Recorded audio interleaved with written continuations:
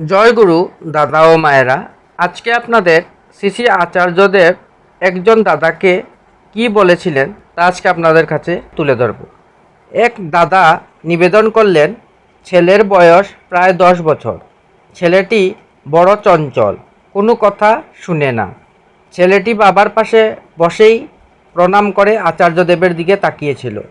সে বাবার মুখে তার সম্পর্কে অভিযোগ শুনে তীব্র দৃষ্টিতে একবার নিজের বাবার দিকে, একবার আচার্যদেবের দিকে তাকালো। তারপর আচার্যদেবকে উদ্দেশ্য করে বলে উঠল, না গো, আমি শুনি কথা। এ ছোট্ট শিশুর এই দুষ্খণ্ডনের প্রয়াস দেখে নাটমণ্ডপে উপস্থিত সকলে হেসে উঠল। আচার্যদেব ছেলেটিকে উদ্দেশ্য করে, খুব ভালো, তুমি তো গুড বয়।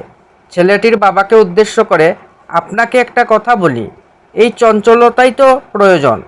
নদী সাগর অবধি যাবে, যদি সে চঞ্চল না হয় তাহলে সাগরে পৌঁছাতে পারবে?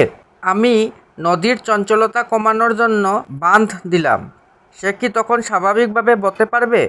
তাকে তো আপন ছন্দে বয়ে যেতে দিতেই হবে। কিন্তু আমাকে কি খেয়াল রাখতে হবে যেন পাড় না ভাঙে। যদি পাড় ভাঙতে শুরু করে তাহলে নদী বিপথে চলে যেতে পারে।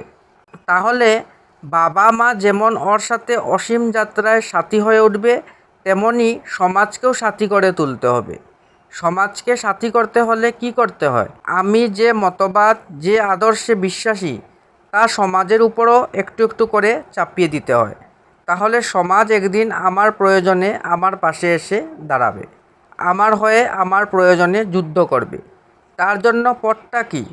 পথ হলো সমাজের কাজ করা।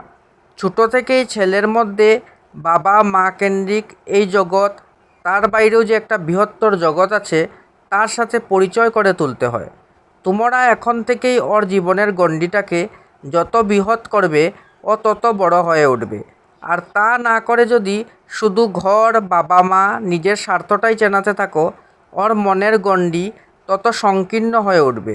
তখন কিন্তু ওর এই চঞ্চলতা ওর জীবনের অন্তরায় হয়ে দাঁড়াবে। তাই দুটো কাজ একসাথে করে যেতে হবে, জীবনের লক্ষ্য নির্ধারণ আর এই চঞ্চলতাকে সেই লক্ষ্য পূরণের পথে কাজে লাগানো। উক্ত দাদাটি ছেলেকে নিয়ে মনে তৈরি হওয়া দ্বিধাদ্বন্দ্বের সমাধান পেয়ে খুশি হলেন। তিনি প্রণাম করে ছেলেকে নিয়ে বিদায় নিলেন। এইটি আলোচনা বৈশাখ 1432 মে 2025 থেকে সংগ্রহ করা হয়েছে।